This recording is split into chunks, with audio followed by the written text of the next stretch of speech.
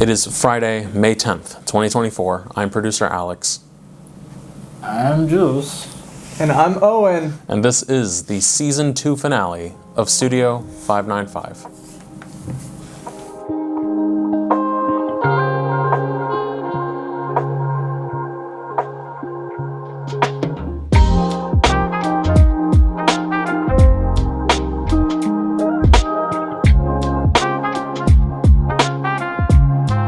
To Studio 595, this is indeed the Season 2 finale.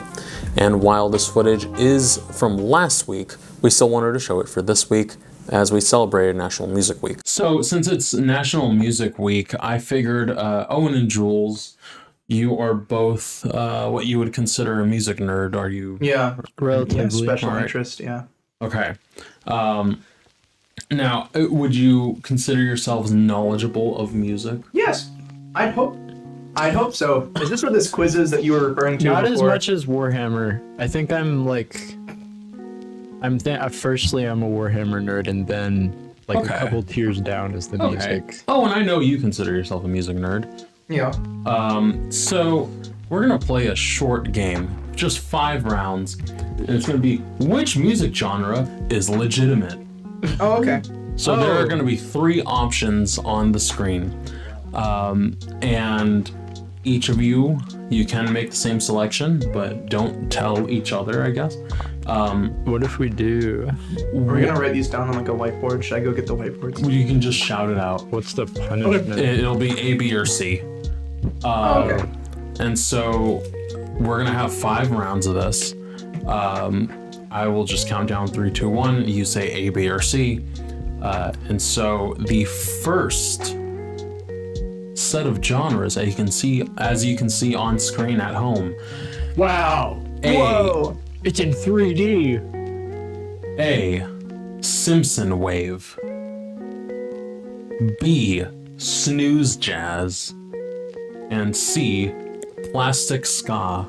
Only one is legitimate. Only one is legitimate. The other 2 for each of these 5 rounds, I have made up on my own. So 2 of them are. It's 2 truths, 2 lies and a truth. Is what this is? Yes. Okay. I know what I'm picking. Simpson jazz. A is Simpson wave. B is snooze jazz. C is plastic ska. Well, I'm gonna be honest. I don't think it's the first one, but I think the last 2 are very both. Because jazz. Do you feel like you're helping Jules by saying it? No, I'm just gonna. I think plastic ska is real because I've seen I know there's a lot of trippy Simpsons edits out there. Do you know what I'm talking about? I'll pick jazz if Jules picks ska. All right, hold on. You both can pick the same answer. Well, I'm gonna pick jazz because I feel like there's so many different genres of jazz. There's coffee house jazz and smooth jazz and soulful jazz and there's all sorts of jazz. So I feel like, And I will say that there were very specific genres that I looked at, and to make sure that I didn't accidentally pick an actual genre, I've verified as much as I could that it wasn't an established genre, the ones that I made up. Okay. As much as Simpson wave sounds silly and fake, I feel like that is something that would exist on the internet somewhere. Okay, so plastic ska doesn't sound real. I've never heard of plastic anything. A is Simpson wave, B is snooze jazz, C is plastic ska. C. 3, 2, 1. C. You said C. Plastic ska? You said B, snooze jazz? Yeah. It's Simpson wave. We did the thing that they do in Scooby-Doo where they overanalyze who the villain is. Yeah, I didn't. Okay, I feel like plastic ska could be a thing. You could make a plastic ska. Somewhere out there, there's a college town local band that plays plastic ska, and we don't know about it. And I want that point to be known now. so which one is... Somewhere out there. So which one is real? The Simpson wave. Simpson wave is real. Yes. Can we play a clip of that? Are we allowed to do this?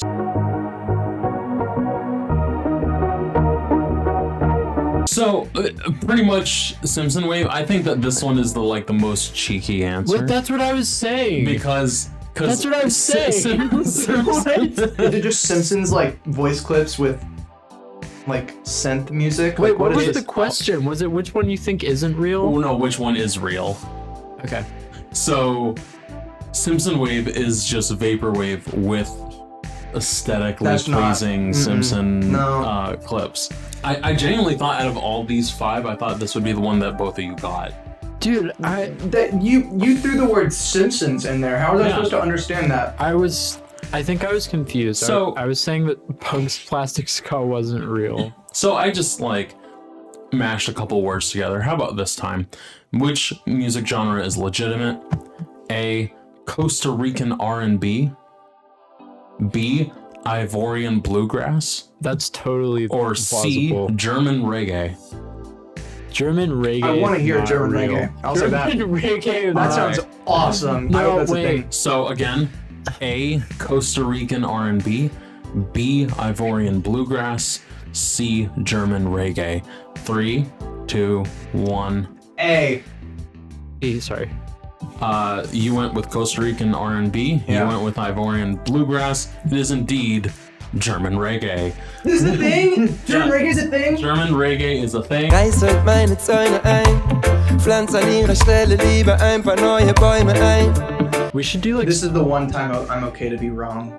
yeah, no, me too. I'm not upset about it. I'm like pleasantly surprised. Yeah, I'm very happy with this. I'm gonna blow my nose. That's so Welcome to the slightly Owen-less part of the show. put like a where- trumpet sound effect. Yeah, Owen is once again blowing his nose, and so we go to to question 3. You know, I've kind of mishmashed a couple words, like a couple legitimate sounding words. Here are 3 nonsense words that will not mean anything to either of you, but one of them is a music genre. A. Fado. B. Flamentish. And C. Decandonage. I can kind of see the slideshow.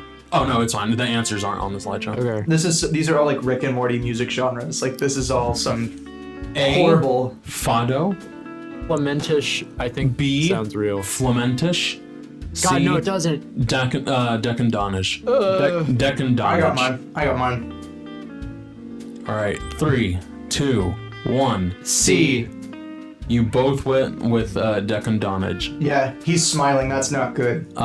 It is indeed a fado, which Sounds is like a type of bread.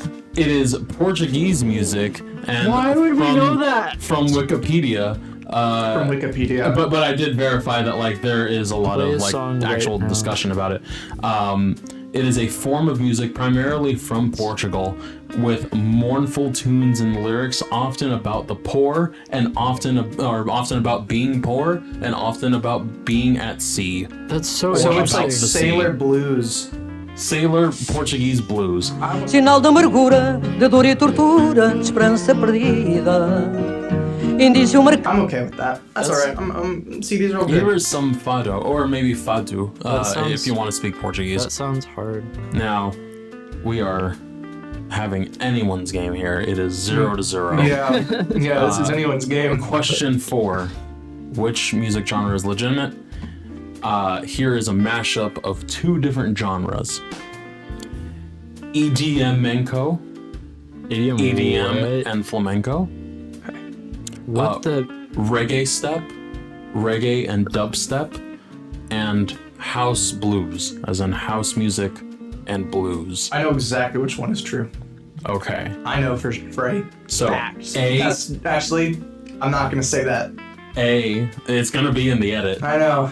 A is EDM-menko, B is reggae step, and C is house blues. 3, 2, 1. B. You both went with reggae step, and that is correct. Yes. Yes. And I Dude, I because know. I've heard it before. I know an artist of reggae. I think just I know an see artist of reggae. an stuff. edit of like a really awesome British man lip syncing it and walking around a convenience store. God, I'll find the video and we'll put it in. Yeah, let me see if I can find mine. But perhaps the most famous example is on the soundtrack of Far Cry 3. There is a song by Damian Marley and Skrillex That's awesome.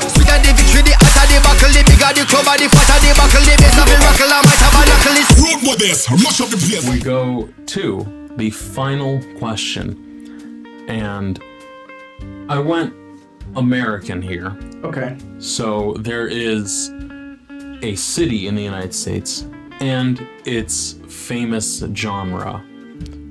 A, the Bakersfield Sound. Which city? B, Tampa Swing. And C, Tulsa Metal. So A, Bakersfield Sound. B, Tampa Swing. And C, Tulsa Metal.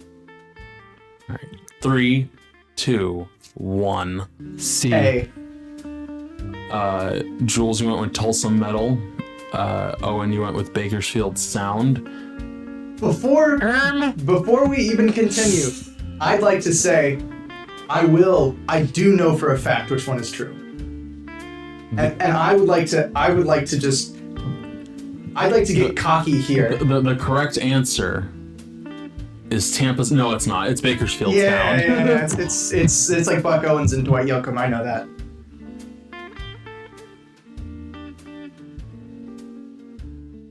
We'll be right back to the show, but first let's get into this week's Can't Miss Minutes as part of our district updates. Weather-related contingency plans have been announced for the upcoming graduation ceremonies at Cedar Shoals and Clark Central High Schools. Head over to our website at clark.k12.ga.us for more information. Athens area Women in Construction will host a week-long summer camp next month designed to introduce female high school students to the construction industry and potential careers. The camp will run from 8:45 in the morning to 3:30 p.m.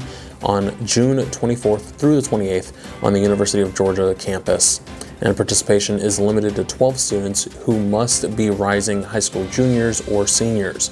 Applications must be submitted by 5 p.m. Friday, May 30th. Go to the link down below for more information. CCSD is accepting bids on several projects and invites and encourages local businesses and companies to participate. Head over to bit.ly/bidccsd for the list of current projects available to submit bids for. Getting into some recognitions now, and congratulations to Miss Janelle Bloom, third grade teacher at Johnny Leigh Burks Elementary School, for being named CCSD's Employee of the Month for May.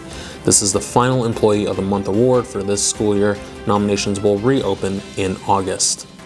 Congratulations to Clark Central Senior and Odyssey Media Group News Editor Isabella Westrich, who has been named Student Journalist of the Year in Youth Journalism International's 2024 Excellence in Journalism Contest. And finally, congratulations also goes out to the Clark Middle School Science, Energy, and Adventure team, which was selected for the Georgia School of the Year and National Junior Level School of the Year by the National Energy Education Development Project. And finally, you can read more about our student and staff accomplishments on our website, social media, and in the Better Together newsletter. Now back to Owen and Jules for some pop culture updates and some more Studio 595. And now for something actually important. You guys ever heard of a band called Guns N' Roses? Well, the guitarist of Guns N' Roses' name is Slash. He's the guy with the silly hat and the cool hair. He's coming out with a new album this year, covering a lot of blues songs with a lot of big artists, and I'm going to read off the artists' names because I want to make sure I get it right because there's a lot of them. Okay, so we're having Billy Gibbons, Iggy Pop, Demi Lovato, Beth Hart, Brian Johnson, a lot of big names. There's more, but there's a lot of them coming out soon. He's released 2 singles off of it so far, and it should be coming out, I think, in May. Confirm me, editor, i.e. Alex, please, thank you. I would definitely give it a listen if you like blues. It's like blues rock, but I think I'm very excited for it. Also, Blue Oyster Cult's released some new stuff this year, and there's a lot of classic rock stuff coming back, so I'm very excited for that. National Record Store Day was on the 20th, which was a couple weeks ago. Pretty much what it is record stores open up limited edition or rare vinyls that they have for purchase. The whole thing is that you can't find them online, so the only way to get them is going in person. Some rare ones that I were able to find online include the Sounds of Windows 95 and the Baby Shark vinyl. Just a taste of the sweet goodies you get from going. Hopefully I'll be able to pull up next year and get my hands on some of those rare vinyls, but until then I can only hope So 2024 has already been a big year for music, and I think that that's been evident with the recent release of albums by Taylor Swift and Beyonce, with Cowboy Carter being what is described as a very revolutionary album. And I would just like to say, don't expect it to be completely country. There are a lot of features on the album, whether it be in little interludes or actual songs. But it varies very wildly between genres, but it is a very solid album. And as for Taylor Swift's recent album, The Tortured Poets Department, I feel like lyrically, I think it's sound.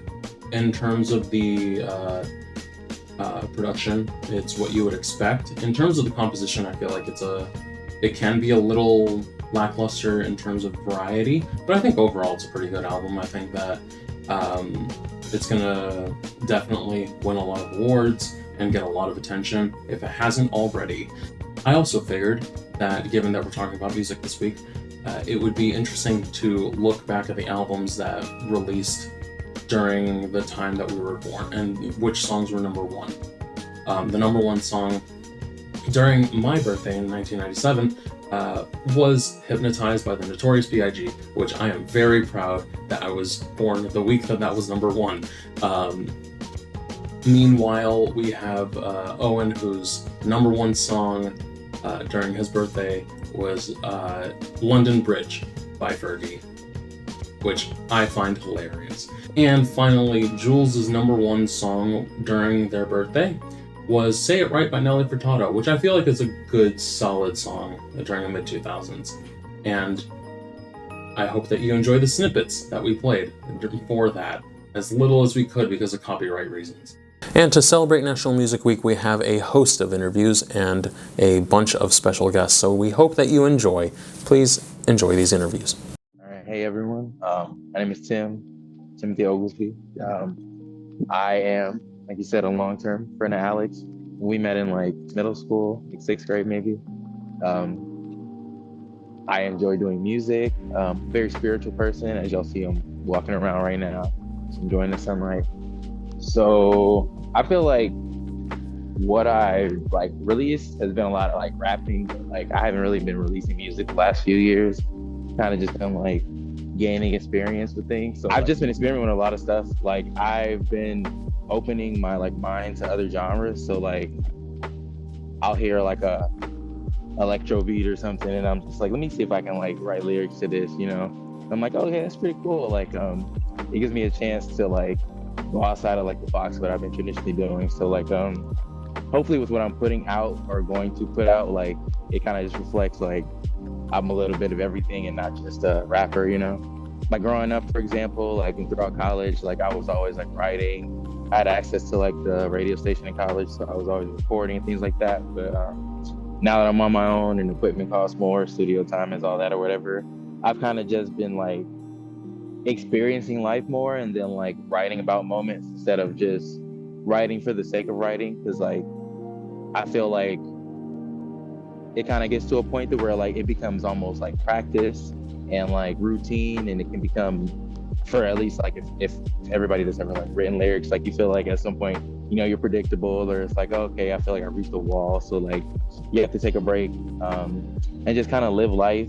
And like I said, like experimenting with other genres, like being out and hearing something that like I personally would have never like thought to go check out, like just opens your mind up to like crazy things. Like I did this cool thing where like I started from like the beginning of the year that I was born, and I just went through like each month like different albums and just like finding stuff. So I would say like my process is mainly like drawn by inspiration these days. I'm inspired by like video game soundtracks. So like I still have my PS3, so like I'll just plug in a random sports game every now and then and just listen to the soundtrack, and I'm like, all right, like this takes me back to like this place in life, and like I'll write about that or something. But as far as like artists, I would say people like Justin Timberlake's my favorite artist, so like I'm always listening to him. Kendrick Lamar is pretty cool. Like Childish Gambino, I think, is another one that's like very inspirational. I feel like in terms of like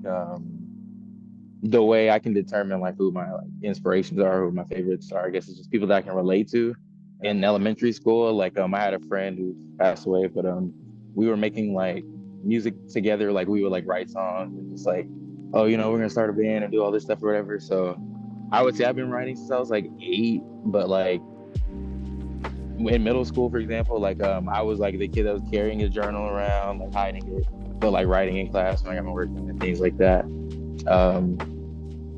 And I feel like I kind of at the point of like high school where I was like, okay, I'm gonna be on my own, be able to go to college. Like I know like the school I went to West Georgia had like a radio station, so it's like at some point, you know, I'll be able to like access that, maybe be able to record. And I did eventually do that, and like that kind of like kickstarted me like writing every day, like releasing songs and recording songs. And yeah, I would say as far as advice for people that want to make music, but are like intimidated, because like that was and still is like me to an extent. Still, like if you're afraid to showcase it, but I wouldn't say not afraid to like practice it on your own. I would always say just at least practice on your own. You don't have to show it to anyone. That's kind of what I did growing up. Like, when everybody found out I was like making music, they were like, bro, we had no idea. And I was like, yeah, I mean, it took like 20 some years for me to be like, oh yeah, by the way, I do this. Like, there's no time on it, to be honest. Like art is what it is. Is what objective, I think is the word. Like people's opinions can be whatever it is, but as long as you feel good about it, there's always going to be somebody else out there that kind of connects with that. And you never know like who needs that, you know, even if only one person, you know, likes it. Like still try to work up to a point to where like you can be proud of like your work, because we all have like, you know, gifts and things we're born with, and we shouldn't feel like, you know, we can't do this because we're afraid of what we or other people might think, you know. I did this feature, like the very first feature I ever did, well, like the only feature I've done, a song called The Quiet. This guy reached out to us he reached out to me during COVID, and a lot was going on. Like I was unemployed, didn't really have any money and things like that, but I was still like writing, had like studio equipment at the time.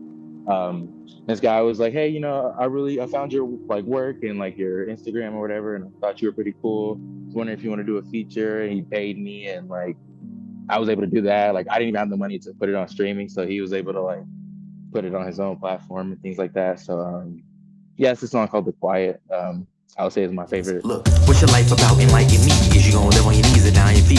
Soul said it is stuck in my soul. I got a couple more seconds till I switch up the flow. I got a list full of topics that I think you should know about. What is black flight? What is exposed? I mean, exposes of what they really doing. You see them storms always brewing on the East Coast? Thing I've done so far, like the writing process was like really cool. I recorded that and still like watch that from time to time.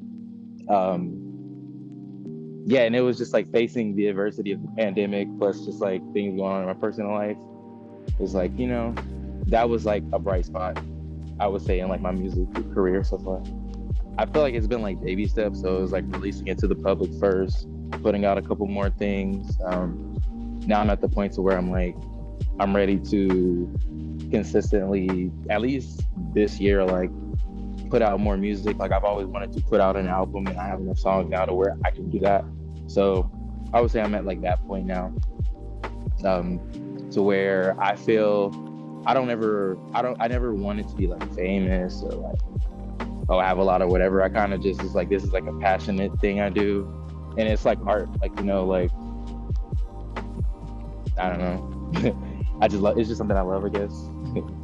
I would say giving yourself that alone time to just like do whatever. Like I was just like literally in that, like between us on this call and getting off of work, giving myself time to like listen to some music, meditate, like write really quickly.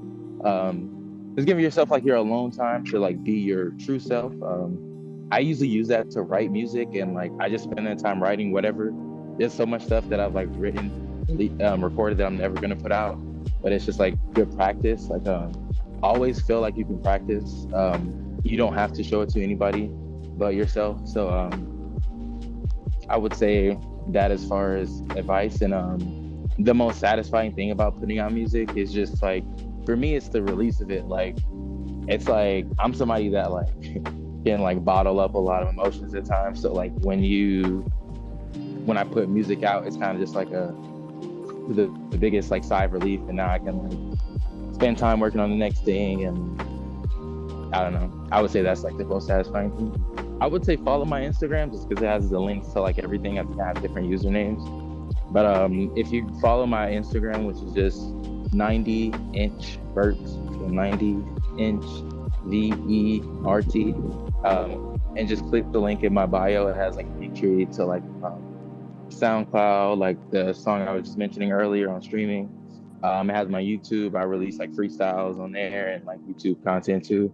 And I think it has my Twitter in there as well if you want to follow me on Twitter, and I think TikTok as well, 90-inch vert. So yeah. Yes, like you said, I'm Trevon Johnson. Musically, I go by Trevon. I'm from Athens, Georgia, and I know this afternoon we're talking about music, and so I've been making music for the better portion of my life. I've been singing all of my life, but probably been making music seriously for probably the last 7 or 8 years or so. Well, I've always been surrounded by different types of music all my life, stemming from singing in church, from just long trips where that's all we did was listen to music. Cell phones and mobile devices weren't necessarily at the point where they are today, and so really all we had was listening to music. And so I've been surrounded by music my whole life.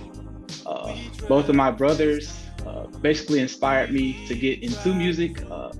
One of them was a rapper, and the other was a producer. So they played a big role, had a lot of influence in me making the decision to get involved into music so much. I'm really more of an oldies fan, so there of course I have modern inspirations. Probably the main would be John Legend and someone like Miguel, but my primary inspirations would be like Stevie Wonder, Al Green, the Isley Brothers, Luther Vandross, and so I'm a real big fan of like the older generation of music, and just listening to that and becoming inspired and trying to figure out what I can take from that and add to my own music. I make a lot of whenever I have free time, spare time, I make a lot of beats, and so, or instrumentals. Usually, some people say beats, some people say instrumentals, but if I use them interchangeably, I'm talking about the same thing. But I make a lot of beats, and sometimes I like what I make, and sometimes I don't like what I make. And usually, if I do, I'll try to make a song out of that.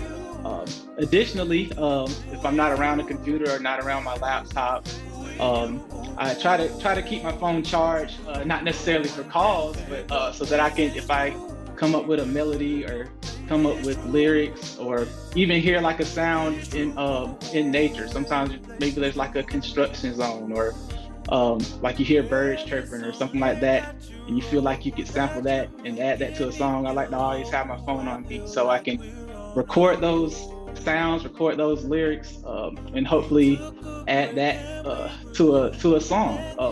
But hopefully once I've added that, once I've made the beat or made the instrumental, then I try to start figuring out lyrics, figuring out what I want this song to be about.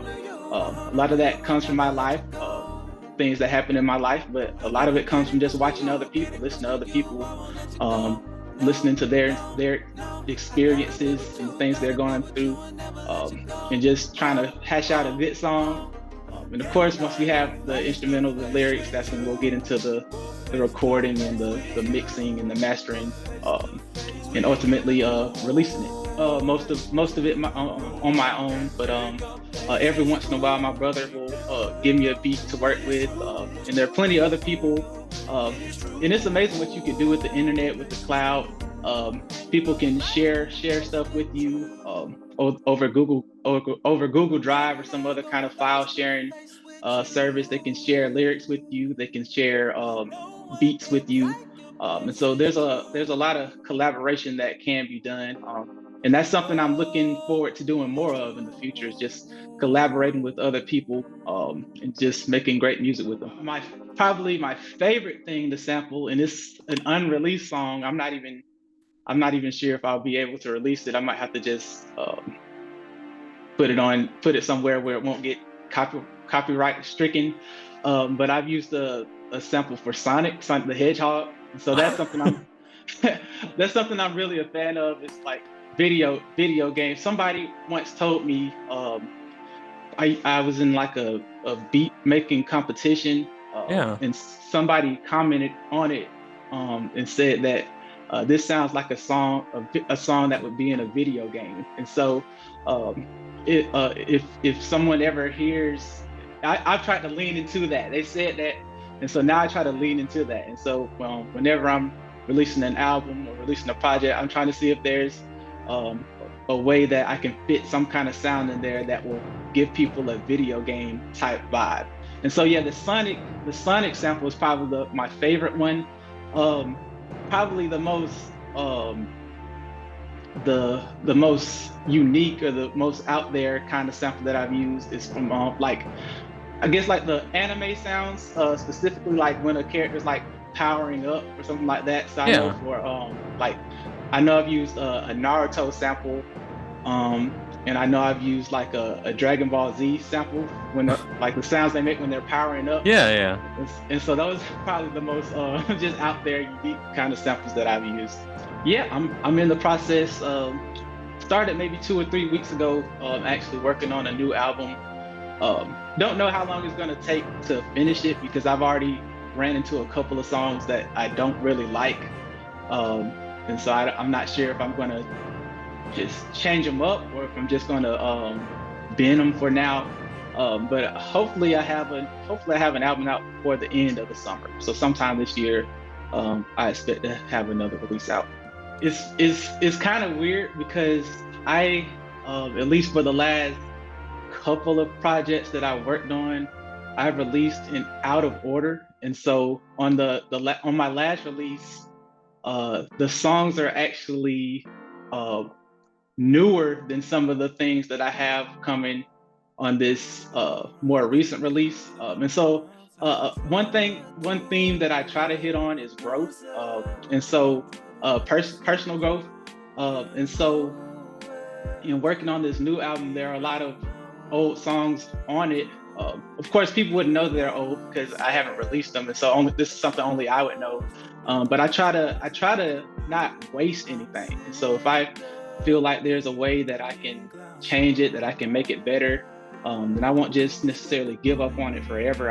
I will go back and look at it and see how I can improve that, and how I can make it better, or how I can modernize it, or how I can, maybe there's something that didn't work and I gave that project up for a little while, but now that I've moved on to different things, I've found some way to make it work.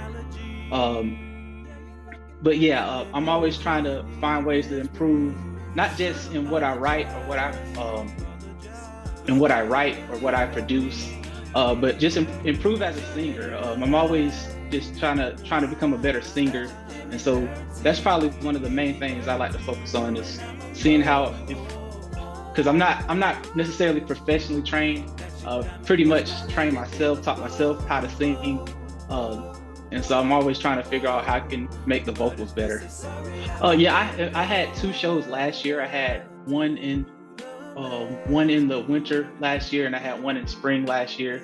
And so that's definitely something I'm interested in doing live shows. I think one benefit, at least one benefit of preparing for live shows, is that you have to, and going back to talking about how I want to be a better singer, how I want my vocals to be on point, is the fact that you have to prepare for something like that if you want it to be successful, if you want to have a good performance. And so those live shows kind of force you to be on your A game. But in addition to that, some other things that I want to work on, some things that I've done in the past, it kind of stopped after COVID, but I used to actually produce other people's music. And so there were 2 or 3 people that I was involved in. I wasn't singing. I wasn't myself performing or recording, but I was recording other people, and I was helping make beats for them, and help mix their vocals and their sounds and things like that, and record their instruments. So that's definitely something that I'd be interested in doing in the future. Well, I guess the main thing for me is being prepared. I'm thankful for that first show because it went well, but I wasn't as prepared as I feel like I should have been, and I was probably more nervous than I should have been. But because of that experience that I gained, because of that knowledge and that performance, I was more prepared for the second show. And that second show, I've told people about that second show that's probably the least. Usually I'm pretty nervous. Usually I have butterflies and things like that. But the second show, that was probably the least nervous I ever was. Because I prepared better for it. I'm on Instagram. I'm on Twitter. That's pretty much it. At 3 Trevon, the number 3 Trevon, 3 Trevon. And feel free to reach out. I like to think I'm pretty friendly. I like to think I'm pretty quick at responding. I won't leave you on red too long. But we can, if you got some ideas, we can come up with. Got some feedback. I like to think I'm pretty good at taking feedback and using it as well.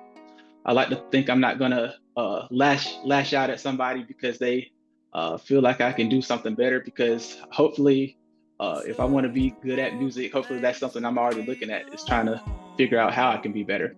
Well, for people starting out, for people considering it, definitely consider it. If we're talking people in high school, I know personally, not too long ago, I went over and visited Cedar Shoals, and they have like a serious music program. And I'm not just talking like band or chorus. Those are great as well, band and chorus. But they have like a serious production course over there, production program where you can record, where you can make beats, where you can learn how to mix and master. And so that's something I think a lot of schools, a lot of educational organizations, they need to, if possible, look into that and see if they can add that to their curriculum, to their courses. But I know at least here at Cedar Shoals, that's something they have. If you're talking people, most colleges have some sort of course like that, but maybe don't want to go that route. There's plenty of stuff on YouTube, plenty of content on YouTube, plenty of content online. I probably do more reading about how to do certain things regarding music than I do even watching videos. But there's plenty of tools online. Just search for what you're looking for. You should be able to find it. As far as advice goes, I tell people there's nothing wrong with sampling other people. There's nothing wrong with trying to imitate someone or something you heard from someone else. But I say do your best to try to be original. Try to stand out, to be unique, and try to be your own individual. Do your best to be you and not the person that sounds like so and so. And I think if you do that, then people will take note of you. A lot of people have told me on my most recent album, Null and Unavoidable, I released a track called Home, and a lot of people tell me that song really sticks with them. I'm talking about, in the song Home, I'm talking about just not necessarily the place like your house where you live, but somewhere where you feel comfortable. And that's what you would call home. And a lot of people say that song really resonates with them. My name is David Barbe. I do music. I am the director of the music business program at UTA, and I engineer and produce records at my studio, Chase Park Transduction. A lot of indie rock records, bands like Deer Hunter and Drive-By Truckers, and every Athens notable has come through Chase Park at one time or another. So if they've heard any of that, they probably know some of those things. And I write and perform music as well.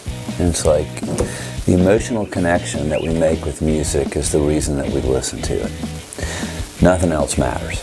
If I was to describe an artist to you, I could do it vaguely enough where the description would be could apply to, say, 10 different rappers or 10 different rock bands. But in reality, when we listen to them, we know the difference. And I think that emotional connection is what makes the difference. I work in fits of inspiration. I kind of wish I was more of a craft person who could actually just like sit down and make it happen, but I've never been able to do that. It's like I'll hear some sound in my head and then I gotta sit down and capture it right then. Or some phrase or something I'm experiencing. I rarely write any songs that are about a topic, like something that's happening in the world. It's just not my thing. It's just more of an emotional connection to me. I think that there are still those emotional connections that are made.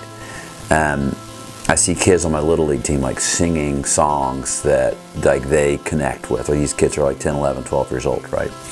But I think that it is different now because of the way that a lot of popular music is made, which is because we are all experience or can experience the same things through the internet. Like kids see things on TikTok and Instagram or wherever, and there used to be regionalism in culture. You would go from Georgia to even Florida or North Carolina, and there's like different restaurants. There's different regional foods. There's different regional stores. There's different regional kinds of music. Now, everything is everywhere. There's a Starbucks in every town, every medium-sized town or bigger in America. There's a Subway at every highway exit. It's the same. So there has been a little bit of a homogenization of experience. The other thing is the ability to perfect music with a computer. And I think it's important to note that there's a difference in the pursuit of perfection and the pursuit of greatness. They're not the same thing. And sometimes what makes something great are the imperfections in art. That there are, if you listen to an old record, it's like, it's not all perfectly in tune. It might speed up a little bit. But these things are part of the humanity of it that I think connects with people. And the interesting thing that I hear is I hear young singers who make their voice naturally. They sing in a way that is impersonating vocals that, as a longtime studio engineer, I realize that the sound they're trying to make is the sound that is made with auto-tune and pitch correction. And it's kind of strange to me. So I think that like digital technology offers amazing creative possibilities, and the fact that it puts the ability to make music in the hands of every person on earth is a good thing. It shouldn't be some cloistered exclusionary activity. It should be something available to everyone. That's incredible. It opens up all kinds of creative possibilities, but I'm also aware, I see this in studios all the time, especially with younger people, is there does become this nitpicky pursuit of perfection that I think sometimes can actually strip some of the emotion away from something that's just expressed in the moment, even if it's a little imperfect. Self-awareness, humility, awareness of the world around you, the ability and empathy to be able to put yourselves in the shoes of your protagonists in a non-judgmental way. Personal resilience, because you're going to make a lot of music before you make any money. And a strong work ethic, and a belief in what you're doing. And what do you think are the traits of the people that kind of work behind the scenes in production? And Same. Yeah. Same. It's like you need to be able to listen. Listen to the music, listen to the artists. To work in production, you've got to have basically three skill buckets. The ability to actually do the work, the technical and musical ability. The ability to get your own business. And the ability to be like a good hang and connect with people.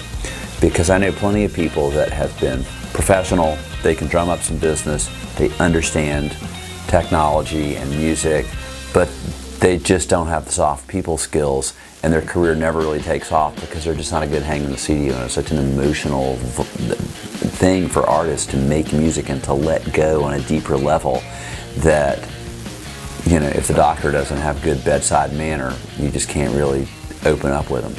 There's other people who are brilliant. They connect with people, they connect with music, but when it comes to being organized and figuring out how to actually make a living at this, they can just never get there because they just don't have the organizational skills. And it's interesting, people that can do the business and have the soft skills, if they're musical, they can hire somebody else to run a computer and run the equipment. So I mean, you have to have all three to really make it. You have to have all three, really an understanding of all three. But it's interesting, I really think that people that are lacking in the technical skills but have a good innate feel for music and can connect with other people and have, like, you know, some business skills, some work ethic, can make it work without the tech. It's interesting. It's a technical area that the technical skills are the least important of all the skills, because there's plenty of other people that can do that. My parents are both lifelong professional musicians. Grew up around music, whole life spent in recording studios and concerts. And then when I got up here, I came to journalism school, but there was like a little bitty tiny band scene at the time, you know, maybe 10, 15, 20 bands or something, a couple little places to play.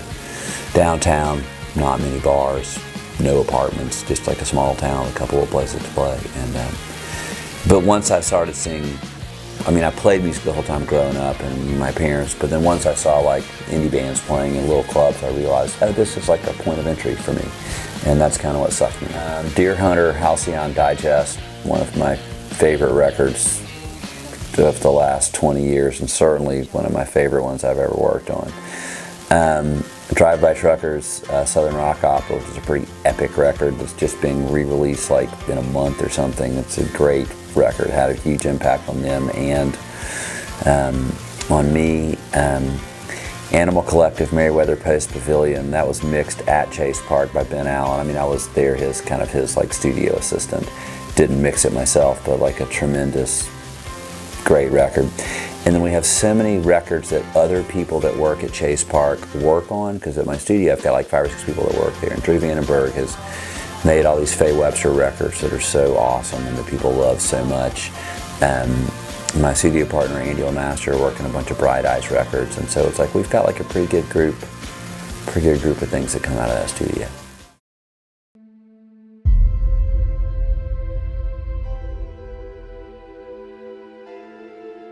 Five. Where do I begin, guys? Where do I begin? Beginning. Yes! All right, look. We're here. It's been a long time coming. I'll tell a story. Let's sit down, let's tell a story. Let's get comfortable. We got a green screen. We got a fire behind me. Nice living room. Tell us story time. So, last year at the Career Academy, there was a career fair, and I saw Alex and Scott Thompson there.